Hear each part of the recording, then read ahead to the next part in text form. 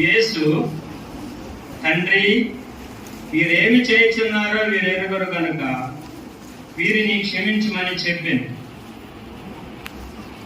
మరి ఒకసారి చదువుతాను, గమనించండి. యేసు తండ్రి, వీరేమి చేయుచున్నారో వీరెరుగరు కనుక వీరిని క్షమించమని చెప్పిను.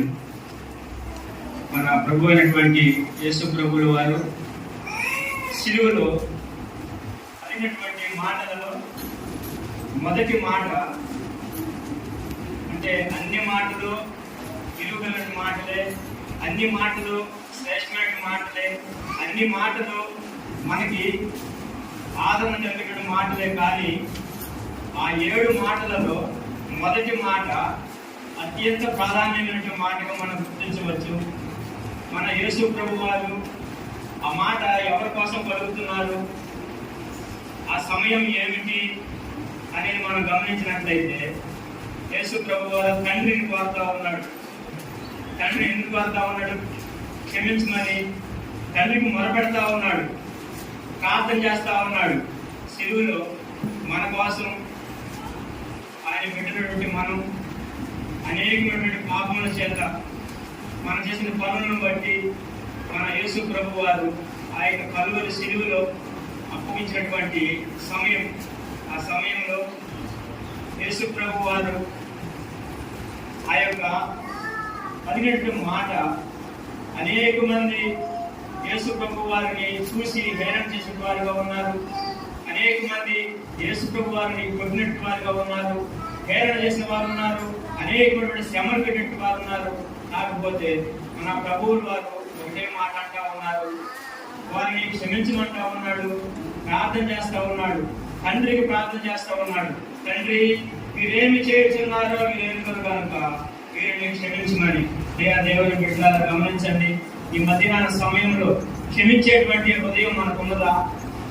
ఒకరి ఎడల ఒకరు ద్వేషం కలిగి ఉన్నామా? మన యేసు ప్రభు వారు మన కోసం ఆ యొక్క కలువరి శిలువలో పలికిన మాట ఒక్కసారి ఆ మాట పలికేదానికి ముందుగా నాకు ఎంతో కలం వస్తున్నది. నేను మాట అయితే పాడటం లేదు, కానీ ఒకే ఒక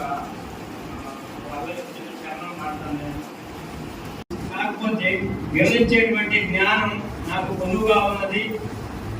మరి మొదటి అంటే లోక సువార్త 23వ అధ్యాయం మొదటి నుంచి చివరి వచ్చే వరకు మనం చదివినట్లయితే యేసు ప్రభు వారిని ఎంత కఠినంగా శిక్షించారంటే అంత కఠినంగా శిక్షించారు. అదే కనుక ఆ సమయంలో యేసు ప్రభు వారు కలువరి శిలువలో అట్లా వేలాడకుండా ఉన్నట్లయితే అనేక మందిని రక్షించేవారుగా మనం చూసేవారు, అనేక మందిని స్వస్థపరిచేవారు, అనేక మంది చనిపోయినట్టు బిడ్డల్ని లేపినటువంటి స్థితిలో మన ప్రభు వారు ఉండేవారు. కాకపోతే ఆ యొక్క శ్రమలలో మన చేసే పాపములను బట్టి ఆ యొక్క కలువరి శిలువలో ఆయన కనుక వీరిని క్షమించమని దేవుని బిడ్డలారా మధ్యాహ్న సమయంలో అలాంటి మనసు మనం కలిగి ఉండాలి. మరి ఉదాహరణగా చెప్పాలంటే యేసు ప్రభు వారి ఉదాహరణ మనకి, మరి మనం ఈ లోకంలో అనేకమైనటువంటి పని మాట్లాడుతూ ఉంటాం. ఒక్కసారి ఆ శిలువలో శ్రమలను మనం ఒకసారి ధ్యానం చేసుకున్నట్లయితే ఒక్కసారి ఆలోచన చేయండి. అదే స్థితిలో మనం ఉన్నాం అనుకోండి, ఒకవేళ మంచంలో ఉన్నాం అనుకోండి, అంటే చనిపోయే స్థితిలో ఉన్నాం అనుకోండి, అనారోగ్యంతో పడి ఉన్నాం అనుకోండి, మరి మనం ప్రార్థించేటువంటి మనసు మనకి ఉందా లేదా అనేది ఒకసారి పరీక్షించుకోవాలని మనం చేస్తూ ఉన్నారు. ఇక దేవుని బిడ్డలారా గమనించండి, మనం చేసేటువంటి ప్రార్థన మన దేవుడు ఆలకిస్తాడు. మన యేసు ప్రభువు చేసే ప్రార్థన తండ్రి ఆలకిస్తా ఉన్నాడు, ప్రత్యుత్తరం ఇస్తా ఉన్నాడు. శ్రమలలో ఉండి కూడా ప్రభువు మొరపెడతా ఉన్నాడు, ప్రార్థన చేస్తా ఉన్నాడు. మరి దేవుని ప్రార్థనటువంటి తండ్రి మన ప్రార్థన తప్పగా వింటాడని ప్రభు పేరిట మనం చేస్తూ చిన్న మాటలను యేసు ప్రభువు నామములో ముగిస్తూ ఉన్నాం.